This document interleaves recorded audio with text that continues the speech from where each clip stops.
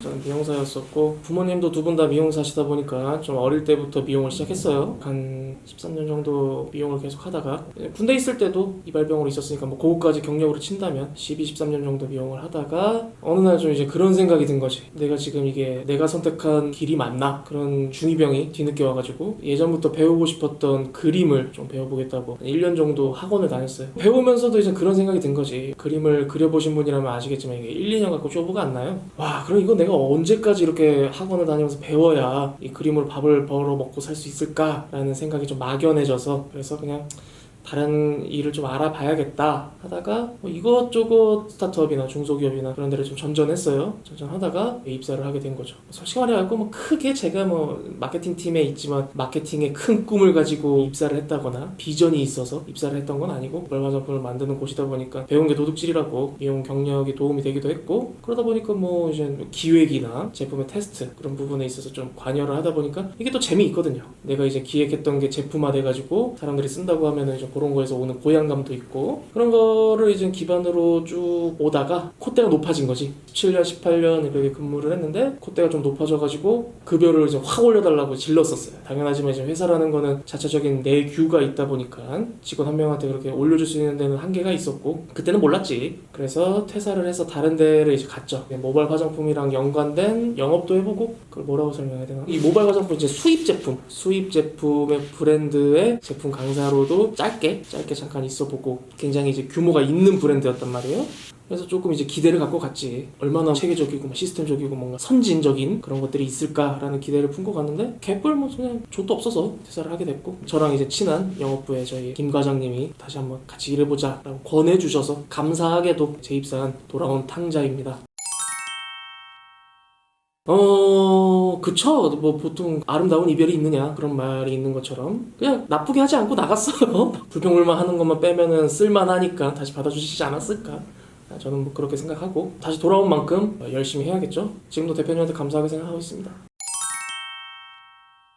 마케팅을 선택하게 된 건 우연이었어요. 아까도 말씀드린 것처럼 한 1년 정도 그림 그리는 거를 배웠는데 그때 당시에는 뭔가 기업들이 SNS 마케팅, 콘텐츠 마케팅 그런 것들이 슬금슬금 이제 막 발족할 당시였어요. 그래서 적은 돈을 투자해가지고 굉장히 큰 퍼포먼스를 내던 그런 시기였어가지고 그때 당시 병맛이라고 하죠. 콘텐츠들의 광고를 묶어서 배포를 했었어요, 기업들이. 그런 것들을 보니까 나도 만화를 그려서 광고를 한번 이렇게 포함을 시키면 좋지 않을까라는 생각을 했고 입사하기 전 회사에서 실제로 뭐 시도도 해봤어요. 반응이 괜찮았었지. 도달률이라고 하죠. 도달률이라는 게 결국 이제 많은 사람들이 봤다는 거잖아요. 무려 한 40만 명이 봤었어요. 제가 그린 그림을.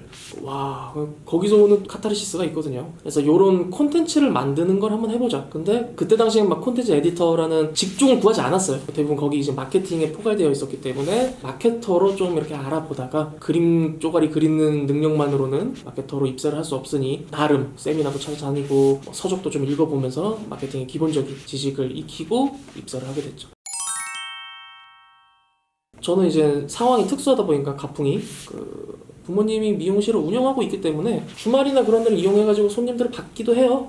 그래서 뭐 다시 돌아간다고 해도 회사에 입사를 할 것 같아요. 미용만 했다면은 이 회사라는 걸 경험을 못 해봤을 건데 제가 전혀 다른 분야를 선택함으로써 미용은 미용대로 이제 계속해서 할 수 있고 회사도 경험할 수 있었고 그래서 저는 뭐 좋은 경험이었다 생각합니다. 연봉이라는 게 굉장히 좀 예민한데 이 미용사라는 거는 여러분 아시다시피 프리랜서란 말이에요, 개념이. 그래서 내가 손님을 많이 받으면 그만큼 많이 가져가요. 그래서 수입으로는 당연히 미용할 때가 더 많고 다만 워라밸이라고 하죠. 미용을 할 때는 뭐 12시간씩 서서 일해야 되고 주말도 없고 남들 쉴 때 못 쉬고 그랬지만 지금 어쨌든 남들 쉴 때 다 쉴 수 있고 그래서 뭐 시간 대비 벌어들이는 걸로 계산 따져보면 비슷한 것 같다. 저는 좀 기업하고는 전혀 연관이 없는 기술을 가지고 있다가 전혀 상관도 없는 직종에 팀장이랍시고 이렇게 있는데 당연하지만 전직을 하기 위해서는 내가 눈여겨보고 있는 그 직종에 사용할 수 있는 스킬들 혹은 다뤄야 하는 어떤 프로그램, 툴 그런 것들을 좀 익히고 지원을 해주시는 게 그리고 전에 이제 내가 원래 직업의 그런 장점 같은 거를 어떻게 녹일 수 있을까 그런 부분을 좀 고민을 해보는 것도 좋을 것 같아요. 실제로 제가 면접 볼 때 했었던 멘트가 하나가 나는 커뮤니케이션 능력에 자신이 있다. 저는 미용을 10년 넘게 하면서 만나본 고객들 수만 따져봐도 1000여 명이 넘어간다. 그 많은 사람들 중에는 정말 인간 군상이라는 표현이 맞을 만큼 다양한 사람들과 대화를 하고 어찌됐든 그 사람들이 만족하고 갔어야 됐거든요. 저는 미용사였으니까. 그 사람을 설득하는 기술, 우쭈쭈 하면서 이렇게 달래주는 기술, 그런 것들에 오랜 기간 단련이 되어 있다. 뭐 이런 것처럼 저의 케이스였던 거고, 여러분들이 원래 가지고 있었던 직업에서 얻은 특징, 안타깝게 얻게 된 습관, 뭐 그런 것들이 있을 수 있는데 전직하려고 하는 그 직종에 어떻게 녹여낼 수 있을까, 그런 것들을 좀 고민해 보시는 것도 좋을 것 같습니다.